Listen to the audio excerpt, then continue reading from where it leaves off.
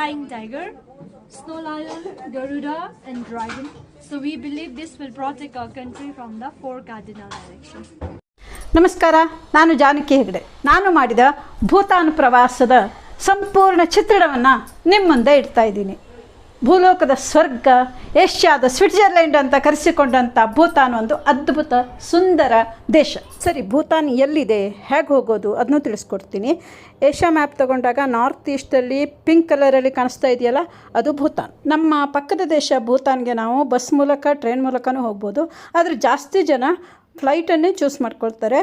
ಮತ್ತು ಫ್ಲೈಟ್ ಕೂಡ ಅಲ್ಲಿಗೆ ಡೈರೆಕ್ಟ್ ಫ್ಲೈಟ್ ಇದೆ, ಆದರೆ ತುಂಬ ಕಾಸ್ಟ್ಲಿ ಮತ್ತು ಅಷ್ಟು ಕನ್ವೀನಿಯೆಂಟ್ ಅಲ್ಲ ಅಂತೆ. ಅದಕ್ಕೇ ಸಾಮಾನ್ಯವಾಗಿ ಬಾಗ್ಡೋಗ್ರಾ ಏರ್ಪೋರ್ಟ್ಗೆ ಹೋಗ್ಬಿಟ್ಟು ಅಲ್ಲಿಂದ ಹೋಗ್ತಾರೆ. ಪಾಸ್ಪೋರ್ಟ್ ಇಲ್ಲ ಅಂದರೂ ಭೂತಾನ್ಗೆ ಹೋಗ್ಬೋದು, ಆದರೆ voter I D card compulsory. Bhutan ಕರೆನ್ಸಿಯನ್ನು ಎನ್ಗುಲ್ಟ್ರಮ್ ಅಂತ ಹೇಳಿ ನೋಡಿ. ನೋಟಿನ ಮೇಲೆ ಅಲ್ಲಿನ ಧಾರ್ಮಿಕ ಸಾಂಸ್ಕೃತಿಕ ಪರಂಪರೆಯ ಚಿತ್ರಗಳನ್ನು, ಗವರ್ನರ್ ಚಿತ್ರಗಳನ್ನು ಕಾಣ್ಬೋದು. ಬೆಲೆಯಲ್ಲಿ ಯಾವ ವ್ಯತ್ಯಾಸ ಇಲ್ಲದೆ ನಮ್ಮ ಕರೆನ್ಸಿಯನ್ನು ಅಲ್ಲಿ ಬಳಸ್ಬೋದು. ಆದರೆ ಜಿಪೇ, ಫೋನ್ಪೇ ವರ್ಕ್ ಆಗೋಲ್ಲ. ಸೊ ಲಿಕ್ವಿಡ್ ಕರೆನ್ಸಿಯನ್ನು ಇಟ್ಕೊಂಡು ಹೋಗಬೇಕು. ಅಲ್ಲಿ ಶಾಪಿಂಗ್ ಮಾಡೋವಾಗ ಅಲ್ಲಿ ಕರೆನ್ಸಿ, ನಮ್ಮ ಕರೆನ್ಸಿ ಮಿಕ್ಸ್ ಆಗ್ತಾ ಇರುತ್ತೆ. ಲಾಸ್ಟ್ ನಾವು ನಮ್ಮ ಮನೆಗೆ ಬರೋವಾಗ ನಮ್ಗೆ ಎಷ್ಟು ಕರೆನ್ಸಿ ಬೇಕೋ, ನೋಟುಗಳು ಬೇಕೋ ಅಷ್ಟನ್ನು ಇಟ್ಕೊಂಡು ಬಾಕಿದನ್ನು ಎಕ್ಸ್ಚೇಂಜ್ ಮಾಡ್ಕೊಂಡು ಬರ್ಬೋದು. ಲಗೇಜ್ ಪ್ಯಾಕ್ ಮಾಡೋವಾಗ ಇನ್ಸ್ಟ್ರಕ್ಷನ್ ಫಾಲೋ ಮಾಡಿ, ಎಷ್ಟು ತೂಕ ಹೇಳಿರ್ತಾರೋ ಅಷ್ಟೇ ತೂಕದ ಲಗೇಜನ್ನು ತಗೊಳ್ಳಿ. ಮತ್ತು ಚೆಕ್ ಇನ್ ಬ್ಯಾಗೇಜು 1-2 ಇರುತ್ತೆ, ಅದನ್ನು ನೀವು ಕೌಂಟ್ರ್ನಲ್ಲಿ ಕೊಡ್ತೀರಾ.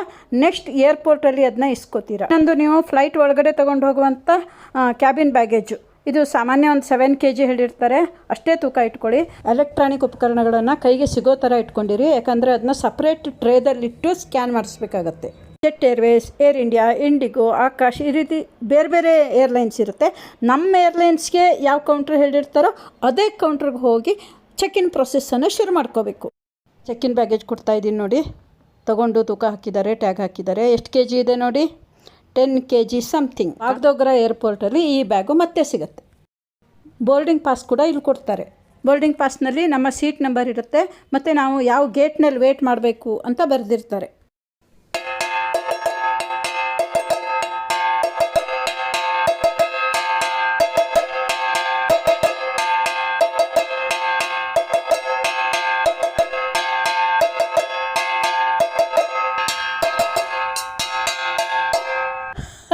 ಈ ಏರ್ಲೈನ್ಸ್ನ ಬ್ರ್ಯಾಂಡ್ ಅಂಬಾಸಿಡ್ರೇ ನಾನು ಅನ್ನೋ ರೀತಿ ಫೋಟೋ ಬಂದುಬಿಟ್ಟಿದೆ. ಕೋಇನ್ಸಿಡೆಂಟ್. ಟೀ ಸೂಪರಾಗಿತ್ತು. ನಮ್ಮ ಡೆಸ್ಟಿನೇಷನ್ ಪಶ್ಚಿಮ ಬಂಗಾಳದಲ್ಲಿರೋ ಬಾಗ್ಡೋಗ್ರಾ ಏರ್ಪೋರ್ಟಲ್ಲಿ ಲ್ಯಾಂಡ್ ಆಗಿ ಲಗೇಜ್ ಎಲ್ಲ ಕಲೆಕ್ಟ್ ಮಾಡಿಕೊಂಡು ಫ್ರೆಶ್ ಅಪ್ ಆಗಿ ಒಂದು ಸೆಲ್ಫಿ ತೆಕ್ಕೊಂಡೆ ಮುಂದಿನ ಪ್ರಯಾಣ. ಈಗ ನಾವು ಪಶ್ಚಿಮ ಬಂಗಾಳದ ಬಾಗ್ಡೋಗ್ರಾ ಏರ್ಪೋರ್ಟಿಂದ ಭೂತಾನ್ನಲ್ಲಿ ನಾವು ಎಂಟ್ರಿ ಆಗುವಂಥ ಪ್ಲೇಸ್ ಪಿಂಚೋಲಿಂಗ್, ಅಲ್ಲಿಗೆ ಹೋಗ್ತಾ ಇದ್ದೀವಿ. ಟ್ಯಾಕ್ಸಿಯಲ್ಲಿ ಪ್ರಯಾಣ ಮಾಡ್ತಾಯಿದ್ದೀವಿ. ಸುತ್ತಮುತ್ತ ಹಸಿರು ಹಸಿರು ಹಸಿರು, 100 ಎಕರೆ ಟೀ ಗಾರ್ಡನ್ಸ್, ಅದು ಸಮತಟ್ಟಾಗಿರೋ ಜಾಗದಲ್ಲಿ. ವಾವ್, ಎಷ್ಟು ಚಂದ ಅಂದರೆ ನೋಡೋಕ್ಕೆ 2 ಕಣ್ಣು ಸಾಲದು ಅಂತಾರಲ್ಲ, ಹಾಗಿತ್ತು. ಈಗ ನಾವು ಇಂಡಿಯಾ ಭೂತಾನ್ ಗಡಿಯತ್ತ ಸಾಗ್ತಾಯಿದ್ದೀವಿ. ಒಂದು ಕಡೆ ಇಂಡಿಯಾದ ಭಾಗವನ್ನು ತೋರಿಸ್ತೀನಿ, ಇನ್ನೊಂದು ಕಡೆ ಭೂತಾನ್ ಭಾಗವನ್ನು ತೋರಿಸ್ತೀನಿ. ಇಂಡಿಯಾದ ಕಡೆ ಪಾದಾಚಾರಿ ಮಾರ್ಗದಲ್ಲಿ ನೂಕುನುಗ್ಲು, ಸ್ವಲ್ಪ ಗಲಾಟೆ, ಕಿರ್ಚಾಟ ಎಲ್ಲ ಕಾಣಿಸ್ತಾ ಇರುತ್ತೆ. ಭೂತಾನ್ ಭಾಗದಲ್ಲಿ ಶಾಂತಿ, ಶಿಸ್ತು, ಸ್ವಚ್ಛತೆಯನ್ನೇ ಕಾಣ್ತೀವಿ. ಆದರೂ ಮೇರಾ ಭಾರತ್ ಮಹಾನ್, ನಮ್ಮ ದೊಡ್ಡ ದೇಶ, ಎಷ್ಟು ಜನಸಂಖ್ಯೆ, ಎಷ್ಟು ಹಬ್ಬಗಳು, ಉತ್ಸವಗಳು, ಜಾತ್ರೆಗಳು, ಸಭೆ ಸಮಾರಂಭಗಳು. ಅಷ್ಟೇ ಅಲ್ಲ, ಯಾವ ದೇಶದಿಂದ ಬರಲಿ, ಯಾವ ಧರ್ಮದವನಾಗಿರಲಿ, ಯಾವ ಜಾತಿಯವರನ್ನಾಗಿರಲಿ, ಎಲ್ಲರನ್ನು ವೆಲ್ಕಮ್ ಮಾಡಿ ಎಲ್ಲರಿಗೂ ಆಶ್ರಯ ಕೊಟ್ಟು ಎಷ್ಟು ಚಂದವಾಗಿ ಸಾಕ್ತಾ ಇದೆ. So I love my India. Bhutan ಬೌಂಡ್ರಿನಲ್ಲಿದ್ದೀವಿ. ಒಂದು ಕ್ಷಣ ಇಂಡಿಯಾ ಚಿತ್ರಣ, ಮರುಕ್ಷಣದಲ್ಲಿ ನಿಮಗೆ ಭೂತಾನ್ ಚಿತ್ರಣ ಕಾಣಿಸ್ತಾ ಇದೆ. ಭೂತಾನ್ ಗಡಿಯಿಂದ ನೇರ ಪ್ರಸಾರ. ಪೆಡೆಸ್ಟ್ರಿಯಲ್ ಟರ್ಮಿನಲ್ ಹತ್ರ ಇದು ಕಾಣಿಸ್ತಾ ಇರೋದು ಇಂಡಿಯಾದ ಭಾಗ. 50-100 ಮೀಟ್ರ್ ಕಾಲ್ನಡಿಗೆಯಿಂದೇ ಬರಬೇಕಾಗತ್ತೆ. ಯಾತ್ರಿಕರು ಹಾಗೆ ಬರ್ತಾ ಇದ್ದಾರೆ. ಅವರ ಭಾರವಾದ ಸುಟ್ಕೇಸ್ಗಳನ್ನು ಕಾರ್ಮಿಕರು ಅನಾಯಾಸವಾಗಿ ಎತ್ಕೊಂಡು, ಎಳ್ಕೊಂಡು, ತಳ್ಕೊಂಡು ಬರ್ತಾ ಇದ್ದಾರೆ. ಅವ್ರ ರಭಸ ನೋಡಿ, ಸುಟ್ಕೇಸ್ ಮೇಲೆ ಜಾಸ್ತಿ ಪೊಸೆಸಿವ್ನೆಸ್ ಇದ್ದವರು ಮಗು ಹಿಂದೆ ತಾಯಿ ಓಡಿ ಬಂದಂಗೆ ಓಡಿ ಬರ್ತಾ ಇದ್ದಾರೆ. ಅಂತೂ ಎಲ್ಲರೂ ಗೇಟ್ ಹತ್ರ ಬಂದು ಈಗ ಭೂತಾನ್ ಒಳಗಡೆ ಕಾಲಿಡಕ್ಕೆ ಕಾಯ್ತಾ ಇದ್ದಾರೆ. ಅರ್ಥ ಆಗಿದೆ ಅಂತ ಭಾವಿಸ್ತಾ ಕ್ಯಾಮ್ರಾಮನ್ ಜಾನು ಜೊತೆ ನಾನು.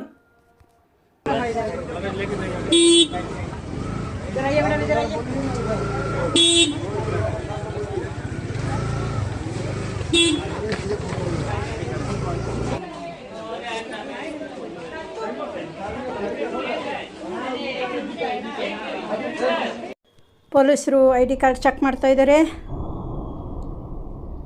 ಈಗ ಒಳಗೆ ಹೆಜ್ಜೆ ಇಟ್ಟರೆ ಭೂತಾನ್. ಲಗೇಜ್ ಎಲ್ಲ ಸ್ಕ್ಯಾನ್ ಮಾಡಿಸಿ ಈಗ ಇಮಿಗ್ರೇಷನ್ ಕೌಂಟ್ರ್ ಹತ್ರ ಹೋಗ್ತಾ ಇದ್ದೀವಿ. So com, so beautiful.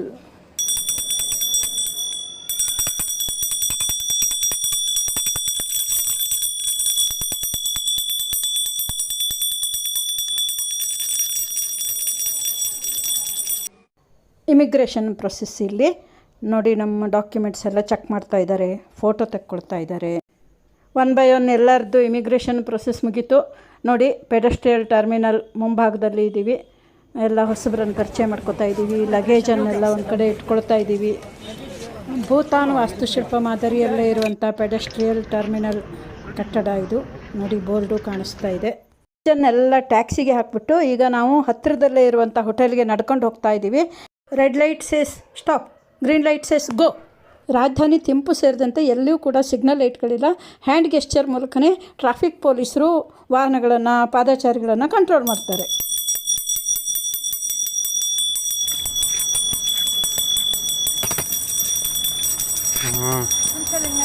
ಫಿನ್ಸುಲಿಂಗ್. Hello ಭೂತಾನಾಯಿ, ಭೂತಾನಾಯಿ, ಭೂತಾನಾಯಿ.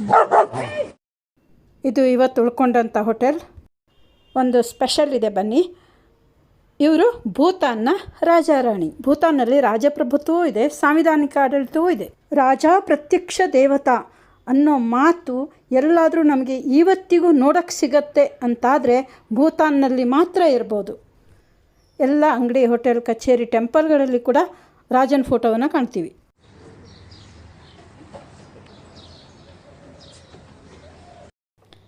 ಇದು ನಮ್ಮ ಭೂತಾನ್ ಪ್ರವಾಸದ ಲವ್ಲಿ ಟೀಮ್. ಇವತ್ತು ನಮ್ಮ ಪ್ರವಾಸದ 2ನೇ ದಿನ. ಹೋಟೆಲ್ನಿಂದ ಚೆಕ್ಔಟ್ ಆಗಿ ನಾವು ರಾಜಧಾನಿ ಥಿಂಪುವಿನತ್ತ ಸಾಗ್ತಾ ಇದ್ದೀವಿ. ಥಿಂಪು 165 ಕಿಲೋಮೀಟರ್ಸ್ ಅಪ್ರಾಕ್ಸಿಮೇಟ್, ಮತ್ತು ಒಂದು 4 to 5 hours ಆಗುತ್ತೆ. ಈ ಭಾಗದ ಸಸ್ಯವರ್ಗಗಳನ್ನು ಅಕ್ಕಪಕ್ಕ ಅಬ್ಸರ್ವ್ ಮಾಡಿದಾಗ 50% ಅಷ್ಟು ಮಲೆನಾಡಿನ ಗಿಡಗಂಟಿಗಳನ್ನು ಕಾಣ್ತಾ ಇದ್ದೀವಿ. ಅದರಲ್ಲೂ ಈ ಕೆಸುವಿನ ಸೊಪ್ಪು ಕಾಣಿಸ್ತಾ ಇದೆ. ಮಲೆನಾಡಿನ ಜನಕ್ಕೆ ಬಾಯಲ್ಲಿ ನೀರು ಬರದೇ ಇರುತ್ತಾ? ಹಾಗೆ ಎತ್ತರಕ್ಕೆ ಸಾಕ್ತಾ ಈ ರೀತಿಯಾಗಿ ಹಿಮಾಲಯನ್ ರೇಂಜ್ನ ನಿಜವಾದ ಸೌಂದರ್ಯ ತೆರ್ಕೊಳ್ತಾ ಹೋಗುತ್ತೆ. ಈಗ ಥಿಂಪುಗೆ ಹೋಗೋ ಮಾರ್ಗದಲ್ಲಿ ಒಂದು ಹಿಸ್ಟಾರಿಕಲ್ ಬ್ಯೂಟಿಫುಲ್ ಪ್ಲೇಸ್ ಇದೆ, ನೋಡ್ಕೊಂಡು ಬರೋಣ. ಪಿನ್ಶಲಿಂಗ್ ಥಿಂಪು ಹೈವೇನಲ್ಲಿ ಕಂಡುಬರುವಂಥ ಸುಂದರವಾದ ಗೇದು ಸ್ತೂಪಗಳು. ಇಲ್ಲಿರುವ 8 ಸ್ತೂಪಗಳು ಬುದ್ಧನ ಜೀವನದ 8 ಹಂತಗಳನ್ನು ಸೂಚಿಸುವಂಥವು. ಈ ಸ್ತೂಪಗಳ ಒಳಗಡೆ ಬುದ್ಧನ ಮತ್ತು ಇನ್ನಿತರ ಬೌದ್ಧ ಸನ್ಯಾಸಿಗಳ ಕೆಲವು ಅವಶೇಷಗಳನ್ನು, ಧರ್ಮಗ್ರಂಥಗಳನ್ನು ಇಡಲಾಗಿದೆಯಂತೆ. ನಮ್ಮ ಕಾಲದಲ್ಲಿ ಓದೋದೇ ಒಂದು ಹವ್ಯಾಸ ಆಗಿತ್ತು. ಬುದ್ಧನ ಬಾಲ್ಯ ಅಂದ ತಕ್ಷಣ ಮನಸ್ಸಿನಲ್ಲೇ ಹೇಳ್ಕೊಳ್ತಾ ಇದ್ದೆ. ಬುದ್ಧನು ಕಪಿಲವಸ್ತುವಿನ ಲುಂಬಿನಿ ಎಂಬಲ್ಲಿ ಜನಿಸಿದನು. ತಂದೆ ಶುದ್ಧೋಧನ, ತಾಯಿ ಮಾಯಾದೇವಿ. ಒಂದು ಕ್ಷಣ ಬಾಲ್ಯದಲ್ಲಿ ಕಳೆದು ಹೋಗಿ ಮತ್ತೆ ವಾಪಸ್ ಬಂದ. ಮೊದಲನೇ ಸ್ತೂಪ, ಕಮಲದ ಸ್ತೂಪವು ಬುದ್ಧನ ಜನನ ಮತ್ತು ಬಾಲ್ಯವನ್ನು ತಿಳಿಸ್ಕೊಡುವಂಥದ್ದು. 2ನೇ ಸ್ತೂಪದಲ್ಲಿ ಬೋಧಿ ವೃಕ್ಷದ ಕೆಳಗೆ ಬುದ್ಧನಿಗೆ ಜ್ಞಾನೋದಯವಾಗಿದ್ದನ್ನು ಕಾಣ್ತೀವಿ. ಹಾಗೆ ಹಂತ ಹಂತವಾಗಿ ಬುದ್ಧನ 4 ಬೋಧನೆಗಳು, ತನ್ನ ಶಿಷ್ಯರಲ್ಲಿ ಭಿನ್ನಾಭಿಪ್ರಾಯ ಉಂಟಾದಾಗ ಅವುಗಳನ್ನು ಸರಿಪಡಿಸಿ ಅವರಲ್ಲಿ ಐಕ್ಯತೆಯನ್ನು ಉಂಟು ಮಾಡಿದ್ದು, ಬುದ್ಧನು ತನ್ನ ಪವಾಡಗಳನ್ನು ತೋರಿಸಿದ್ದು. 7ನೇ ಸ್ತೂಪ, ನಿರ್ವಾಣ ಸ್ತೂಪದಲ್ಲಿ ಬುದ್ಧನು ನಿರ್ವಾಣ ಹೊಂದುತ್ತಿರುವಾಗ ಅವರ ಅನುಯಾಯಿಗಳಲ್ಲೊಬ್ಬನು ಅವನಿಗೆ 3 ತಿಂಗಳು ಹೆಚ್ಚಿನ ಆಯುಷ್ಯವನ್ನು ಕೊಡುವಂಥ ಒಂದು ವಿಶೇಷ ಪ್ರಸಂಗವನ್ನು ಕೂಡ ಕಾಣ್ತೀವಿ. ಕೊನೆಯದು ಪರಿನಿರ್ವಾಣ ಸ್ತೂಪ. ಪ್ರವಾಸವು ಶಿಕ್ಷಣದ ಭಾಗವಾಗಿದೆ ಎಂದು ವಿಕ್ರು ಗೋಕಾಕ್ ಅವರು ಉಲ್ಲೇಖಿಸಿದ್ದನ್ನು ನೆನಪಿಸಿಕೊಳ್ಳುತ್ತಾ ಮುಂದೆ ಸಾಗಿದೆವು. ಹೋಟೆಲ್ ಈಗ ಊಟಕ್ಕೆ ತುಂಬ ಶಾಂತವಾಗಿದೆ, ಆದರೆ ಗಲಾಟೆ ಮ್ಯೂಸಿಕ್ ಹಾಕಿದ್ದೀನಿ. ಹೋಟೆಲ್ ಹಾಕ್ಕೊಳ್ಳಿ.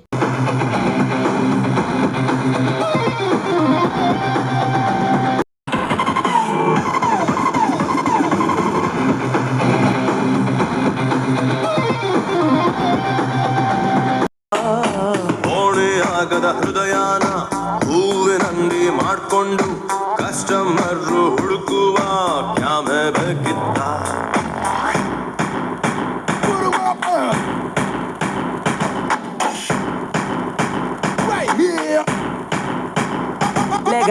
Give me some love, baby, maybe you can tolerate. I know it's such a beautiful you. Oh, Lego, tell me the time, baby. Hi Chetan. ನಾವು ಪ್ರವಾಸ ಮಾಡಿದಷ್ಟು ಜಾಗಗಳಲ್ಲೂ ಎಲ್ಲೂ ಕಸ ಹಾಕೋಕ್ಕೆ ಬಿಡಲ್ಲ ಸಾಮಾನ್ಯ.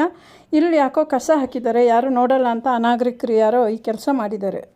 ಆನ್ ದ ವೇ ಬೇಡ ಅಂದರು ಮುಖಕ್ಕೆ ಮೈಗೆ ನೀರೆಚ್ಚೋ ತುಂಟ ಸುಂದರ ಜಲಪಾತಗಳು, ಎತ್ತರ ಪರ್ವತಗಳು, ಆಳವಾದ ಕಣಿವೆ. ಅಬ್ಬ, ಮಾತು ಮೂಕವಾಯಿತು, ಭಾವ ಹೀಗೆ. ಟೈಲ್ಸ್ಗಳನ್ನು ಜೋಡಿಸಿಟ್ಟ ಹಾಗೆ ಇರುವಂಥ ಪದರುಶಿಲೆ ಪರ್ವತಗಳನ್ನು ನೋಡಿದ್ವಿ. ಥಿಂಪು ಕಡೆ ಸಾಗುವಾಗ ಇನ್ನೇನು 30 ಕಿಲೋಮೀಟರ್ ಇದೆ ಅನ್ನುವಾಗ ಇಲ್ಲಿ ಒಂದು ನದಿಗಳ ಸಂಗಮ ಸ್ಥಳ ಇದೆ. ಅದನ್ನು ನೋಡೋಕ್ಕೆ ಕೆಳಗಿಳಿದು ಬಂದ್ವಿ. ಇದನ್ನು ಚುಂಜೋಮ್ ಅಂತಾರೆ. ಇದು ವಾಂಗ್ಚು ಮತ್ತು ಪಾರೋಚು 2 ನದಿಗಳ ಸಂಗಮ ಚುಂಜೋಮ್. ಇಲ್ಲಿ ಬಲಗಡೆ ಥಿಂಪು ಕಡೆಯಿಂದ ಬರ್ತಾ ಇರುವಂಥ ನದಿ, ಇದನ್ನ ಥಿಂಪುಚು ಅಥವಾ ವಾಂಗ್ಚು ಅಂತ ಹೇಳ್ತಾರೆ. ಇನ್ನೊಂದು ನದಿ ಕಾಣಿಸ್ತಾ ಇದೆಯಲ್ಲ ದೂರದಲ್ಲಿ, ಅದು ಪಾರೋ ಕಡೆಯಿಂದ ಬರ್ತಾ ಇರೋ ಪಾರೋಚು ಅಥವಾ ಪಾಚು ನದಿ. 2 ನದಿಗಳ ಸಂಗಮ ಇಲ್ಲಿ. ಮುಂದೆ ಇದು ಭಾರತದ ಬ್ರಹ್ಮಪುತ್ರ ನದಿಯನ್ನು ಸೇರ್ತದೆ. ಭಾರತೀಯರು ನದಿಗಳ ಸಂಗಮವನ್ನು ಪವಿತ್ರ ಅಂತ ಭಾವಿಸಿದರೆ, ಭೂತನಿಯರು ಅದು ಜನರಿಗೆ ಕೆಡುಕನ್ನು ಉಂಟು ಮಾಡಬಲ್ಲದು ಅಂತ ಭಾವಿಸ್ತಾರೆ.